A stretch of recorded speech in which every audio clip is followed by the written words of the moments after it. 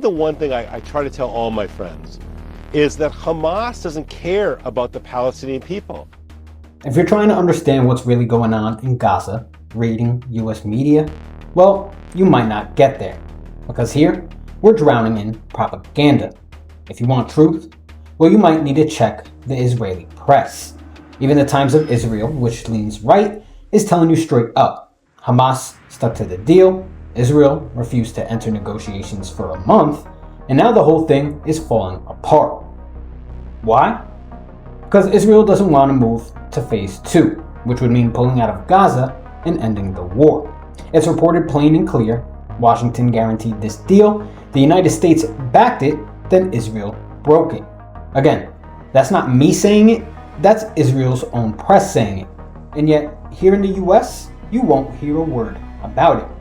I personally, and I talked to the president about this, there's nothing I don't talk to the president about before we're going to make a decision. Yes. With that said, I said to him, I don't think that they are as ideologically locked in.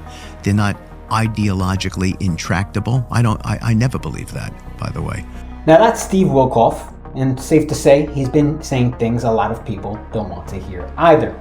In fact, some people say it's statements like this and his success reaching a ceasefire deal weeks ago that's now got him in trouble. Since then, he's been called a Qatari asset by the Israel lobby. The hypocrisy, though, is unreal. The Israel lobby is accusing people of being funded by a foreign government. Unfortunately, it seems to be working. Southern Command of Israel then showed me a film of what happened on October 7th. Yep. And the film is horrific. Yes. It seems that Witkoff has now changed his tune, repeating tried and true talking points that he was shown a video of October 7th that was supposedly horrific. But when you dig into the details, the claims he made about that video are just not there.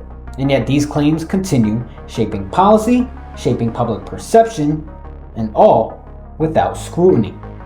Now here's where things get even more twisted. While Netanyahu is out here blocking negotiations and keeping this war going, guess what's happening? His inner circle is under investigation for taking bribes from Qatar. The guy responsible for that investigation? Well, he's been fired. The first time that's ever happened in Israel's history. Not to mention, Netanyahu had a corruption trial that was moving forward. Launching the bombing when he did has now allowed the trial to be delayed. So, let's put it bluntly. Hundreds of people are being bombed right now because Netanyahu needed political cover. You say this out loud and you sound crazy, but that's exactly what's happening. And after 2 years, what's changed? Nothing. Rockets were just fired from Gaza into Tel Aviv. If the goal was to eliminate Hamas's military capability, well, that's obvious. It didn't work. Rationality would say, hey, maybe we should change course. But they don't. Because this isn't about strategy, it's not about security, it's about Netanyahu's political survival.